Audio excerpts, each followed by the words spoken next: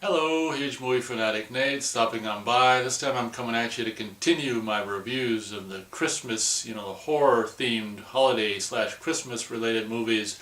This time I'm coming at you to review the sequel to a movie that I reviewed, last year. I'm coming at you to review Jack Frost 2, and I want to say there's a title that I can't remember all of, Return of the Mutant Killer Snowman or some kind of crap. It's not even, well, whatever.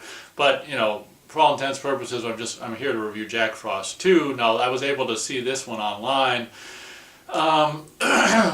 relatively recently. I'm seeing it for the first time, so I thought a lot of people were actually telling me about Jack Frost 2 last year after I reviewed Jack Frost, and by that time it was like January. It was after Christmas. I was like, you know what? I'm so over this holiday crap.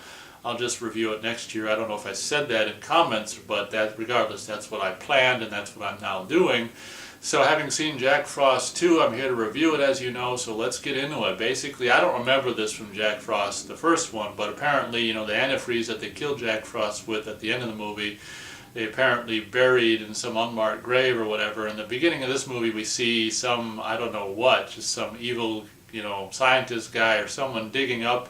Oh, the beginning of this movie is this like psychiatrist scene with this Ian Abercrombie from, Puppet Master 3 and, Army of Darkness and all this kind of stuff as the shrink in this kind of humorous, quote-unquote humorous scene of the sheriff guy, recounting the horrific events of the first movie, and people listening, on the phone on the outer office laughing and stuff, and in a scene that's kind of funny. It kind of explains what happened at the end, or what the first movie and what happened at the end, and then after that scene, I don't know if it's supposed to be one of these people that overheard him talking about it that's supposed to have gone to the grave. I mean, he said unmarked grave, so how does a person go right to the grave, to the correct grave, because it's unmarked, to dig up the antifreeze they buried that killed Jack Frost? But whatever, it's a stupid movie, sequel to a stupid movie, so it's not about details and important plot points. This one, it should be said, also was shot, digitally, obviously, whereas the first one was, shot on film. I can't remember, I want to say the first one is even 35 millimeter, I don't know where they got that money from. But this one's just shot digitally, and it just looks like complete and total crap, being like digital, late 90s, early 2000s digital movie. And the beginning of the movie, we just see, or after the opening, or whatever, someone digging up the antifreeze and doing all this kind of nonsensical, stuff to it in a lab to try to bring Jack Frost back. I think we're meant to assume that. And then there's this tank full of Jack Frost antifreeze, and this guy comes in, this night janitor or whatever, and someone put coffee or something on the top of the, what is it? I'm trying to think of what did I say? the aquarium full of the Jack Frost antifreeze, and this guy's just, vacuuming or doing whatever, and he bumps the aquarium, and the coffee falls into it. I don't know what the hell sense that's supposed to make. The coffee is what they needed all along to add to the antifreeze to reinvigorate Jack Frost back into life or whatever, and then he just goes down the drain and just miraculously materializes in whatever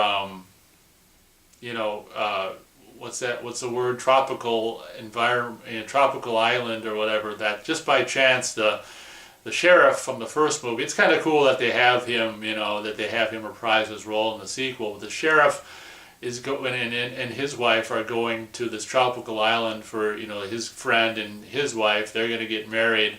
So they head out to a tropical island. And first off, I do want to say that I thought, seeing as how the first one they did fake winter or whatever, at least they did this one kind of in a tropical location, or what's supposed to be tropical location, so they didn't have to worry about fake snow, or at least for the majority of the first part of the movie.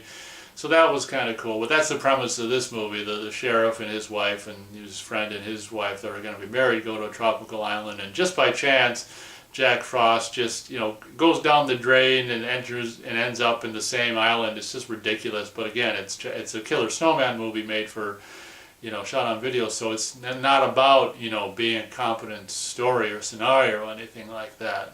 so many of the characters, like the employees at the the resort location they're staying at, like the British guy and this this Captain Fun or whatever. So many of these characters are just so over the top and in a way that's supposed to be fun, comedic way, and they just so frickin' annoying. And every time I see them doing their comedic, just over the top character shtick, I just want to just I don't know what slap myself in the face, slap them in the face. I want to slap someone in the face when I see these characters and just being like energetic and just overdone characters. Oh my God! If you hate those kind of characters in a shot on video movie, you're not gonna want to watch this movie. Early on in the movie, after they get to the island, there's these three girls that are just on came to the island for fun or whatever, fun and sun. And there's this campfire later on toward in the, at night where Jack. Oh, there's the. Well, I didn't mention that they, just like in the old Looney Tunes cartoons, the beginning of the, there's these two people on a raft that are like, well, I have one last carrot to eat, and Jack Frost accosts them, and I don't know how he ends up possessing the carrot, but he does. He is, it's a part of a snowman, the nose or whatever. So the carrot for a while, for the first part of the movie, and when he's at the island, ends up being the character. So this carrot's, sniffing around looking for victims and comes across these three girls that, relatively attractive girls. Unfortunately, we don't see any of them topless or anything like that. But, this movie's just absolute, just ridiculous crap. And I gotta say that some of the kills of these girls, like Jack Frost trying to kill this one girl with just dropping icicles on her, and he keeps missing, and he's like, "Fuck it." And he turns into an ice anvil and just splats her. I mean, that's, it's stupid, but at least it's kind of creative and kind of fun or whatever. And I actually don't even remember how the two other girls die. But, that's the kind of movie this is. I mean, it's obviously a killer snowman movie, so it's not going to take itself too seriously. And I will say some of the lines and some of the kills, are relatively creative. Not exactly, they don't blow your ass off, but maybe the creativity behind it is more interesting than the end result in a lot of cases. But so you've got that going for it. Case in point, there's this scene where Jack turns himself into ice cubes, so this woman who's doing a bikini photo shoot can and the photographer's like, there's not enough nippage going on, and Jack Frost is like, oh boy, and he turns into ice cubes. So the guy hands her these ice cubes to rub on her nipples, so she can get her nipples hard for the photo shoot, and the bikini photo shoot, and that's kind of creative. This is what I mean. I mean, there's some just creative ideas, and of course Jack being the ice cube that's rubbed on the nipples, like, oh yeah, baby, and so that's kind of fun in a perverted, stupid ass way. Oh yeah, then she like I can't remember exactly how if he pours himself into a drink that she drinks or whatever, but she ends up drinking some of him, and then he basically explodes her head because she drank him, which makes no sense. You think he'd explode her stomach, but her head ends up exploding, which was kind of fun and unexpected, and done in a way that was convincing enough for this particular viewer. So maybe halfway into the movie or something like that, finally this Asian bikini chick takes off her top and bottom and jumps into the pool for a naked, little bit of just obligatory nudity or whatever the hell you want to call it. And even though she looks like to be silicone enhanced, when she's in the water and stuff, the fake tits don't look nearly as bad. And it's a kind of a sensuous scene or whatever of this naked Asian chick swimming back and forth. And again, in a scene that I would regard as relatively creative, Jack Frost, now in snowman form, shows up and simply puts his hand in the water and freezes the surface of the water, maybe half of an inch or an inch thick or something like that. So when she's under the water, he freezes it. So then when she tries to come back up, she's trapped, under the ice that he froze on the top layer of the pool water, and so I think that basically kills her by drowning under the ice, which is that's a really cool kill idea. And I gotta say, when I was watching this movie and trudging on minute to minute trying to get through it, it scenes like this that do make it a little bit more worth your while, and like, oh wow, that's a kind of a cool idea, and even realized in a way that's kind of cool. So hats off to the writer/director for that, at least. So sometime during the last half of this movie, Jack ends up turning, the resort where they're all staying into like, he ends up just making it all cold and makes it all wintry, which is kind of cool. I mean, to be honest, the first half of this movie, I was kind of missing the snow look. Even if it is fake snow, you're kind of missing the snow look for a Christmas movie, being from the Midwest myself. So Jack Frost, the last half of this movie, the last third or something like that, turns the resort into a frickin', winter wonderland. And a lot of people are playing snowballs and, snowball fights and all that kind of stuff. So that was, even though it's just fake snow or just a bunch of nonsense, that was kind of a cool added bonus point to it. Oh yeah, and then the guy, writer/director comes up with a cool thing where these two, doofus guys are like, hey man, here's a frozen pole, put your tongue to it. And he's like, okay dude. And he's like, he's like, stuck. And then kind of another cool kill idea. Jack Frost of course shows up and ends up yanking his head away from the pole, leaving his tongue, ripped off and stuck to the pole. That was kind of a cool kill idea. Again, that's why the writer/director had to have it become all wintry and cold so they could do that gag. But again, the movie as a whole is just stupid crap, but I mean, some of the kills, you gotta admit, are creative and kind of fun in that way of wintry related, kills and snowman related kills and stuff. So you gotta give him that.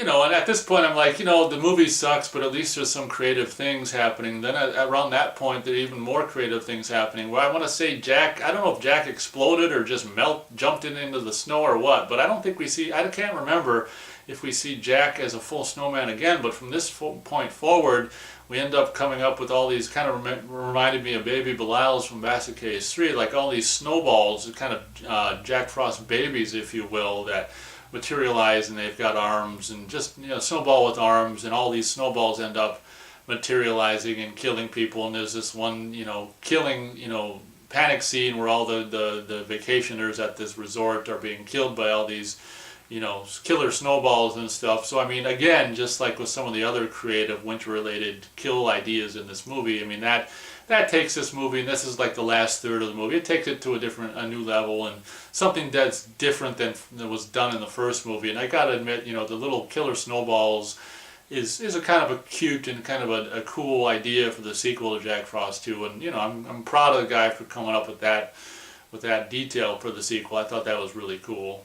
So basically, at some point in the movie, they try to kill Jack Frost with the same method that they did in the first movie with antifreeze, but that doesn't end up working. And just by some fluke, there was a banana or something that accidentally, or some banana, flavored drink or some kind of banana or something that accidentally got splashed on one of these little baby snowballs, and it killed it and exploded it or whatever. And then they realized that, well, the sheriff guy's allergic to bananas, and maybe when they killed him in the Jack Frost the first time, maybe some of him melded. I can't remember exactly the reasoning for some of the cop melding with Jack Frost, but maybe if we kill him, maybe Jack Frost inherited his allergic reaction to bananas as a result of that. So obviously they make this banana concoction to now, spray on all these snowballs to kill Jack Frost with banana slop versus antifreeze, which is, whatever. I guess that way they're at least not being exactly like the first movie. They're doing something different, and